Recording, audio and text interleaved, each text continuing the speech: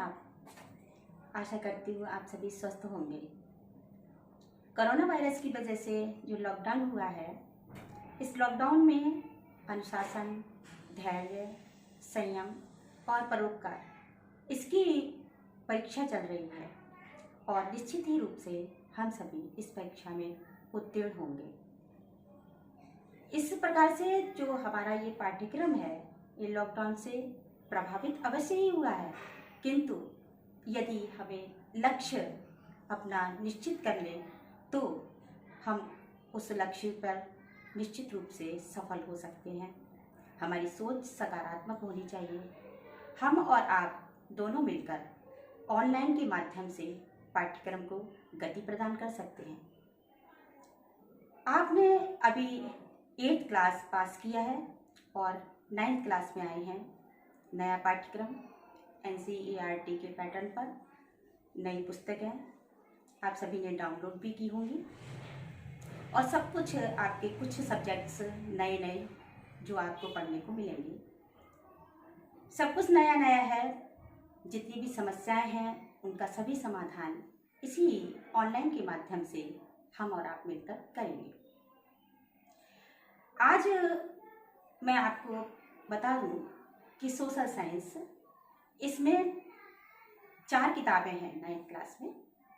इतिहास, भूगोल, नागरिक शास्त्र और अर्थशास्त्र। इसमें सबसे पहले मैं भूगोल के फर्स्ट चैप्टर को लेती हूँ, जिसका शीर्षक है भारत, आकार एवं स्थिति। आप सभी ने ग्लोब तो देखा ही होगा। यदि नहीं भी देखा होगा तो चित्र के माध्यम से मैं विश्व के मानचित्र में उसको दिखाती हूँ। ये है ग्लोब। इसमें आप देख रहे हैं कि ग्लोब में अक्षांश और देशांतरीय रेखाएं जो चैट बना हुआ है दिखाई दे रहा है। ये काल्पनिक रेखाएं हैं। इसमें मध्य में एक रेखा है जिसे हम भूमध्य रेखा कहते हैं। पृथ्वी के मध्य से होने के कारण ये भूमध्य रेखा या इसे विषुवत रेखा कहा जाता है। ये पृथ्वी को 2 भागों में विभाजित करती है, उत्तरी गोलार्ध एवं दक्षिणी गोलार्ध। उत्तरी गोलार्ध में भूखंड अधिक है और दक्षिणी गोलार्ध में सागर। अब हम देखेंगे कि भारत की स्थिति इस पूरे ग्लोब में कहाँ पर है। क्या आप जानते हैं कि भारत की स्थिति केंद्रीय है, अर्थात ये विश्व के केंद्र में स्थित है, चाहे वह भौगोलिक रूप से हो या व्यापारिक रूप से। अब हम आपको बताएंगे कि अक्षांश रेखाएं एवं देशांतर रेखाएं क्या होती हैं। अक्षांश रेखाएं वे रेखाएं होती हैं जो भूमध्य रेखा से समानांतर ध्रुवों की ओर घटती जाती हैं और ध्रुव पर बिंदु मात्र रह जाती हैं। ऐसी रेखाओं को अक्षांश रेखाएं कहते हैं।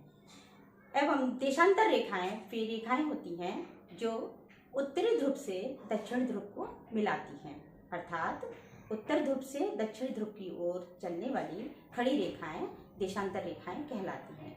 एक देशांतर रेखा पर मध्याह्न का समय एक ही होता है, अर्थात दोपहर का समय एक ही रहता है, किंतु एक देशांतर रेखा से दूसरी देशांतर रेखा पर पहुंचने पर समय बदल जाता है। जैसे मिर्जापुर से असम तक पहुंचेंगे तो 2 घंटे का समय उसमें बढ़ जाएगा। इस प्रकार से बढ़ा हुआ या घटा हुआ समय जो है वो एक देशांतर रेखा से दूसरी देशांतर रेखा पर निश्चित रूप से होता है।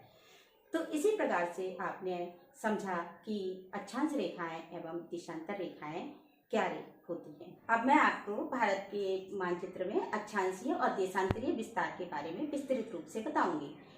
भारत के मानचित्र में अक्षांशीय विस्तार इसका है, ये मानचित्र है, इसमें अक्षांशीय विस्तार है इसका भूमध्य रेखा के उत्तरी गोलार्ध में 8.4 उत्तरी अक्षांश और इसका उत्तरी विस्तार है 37.6 डिग्री उत्तरी अक्षांश।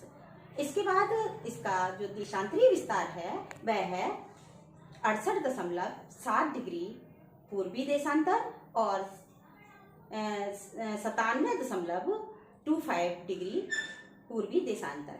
अब पूर्वी पूर्वी इसलिए कि ये भारत पूर्वी गोलार्ध में स्थित है, देशांतरीय विस्तार, और उत्तरी इसलिए उत्तरी गोलार्ध में स्थित है, अक्षांशीय इसका विस्तार। इसका विस्तार इस प्रकार से आप सभी ने जाना।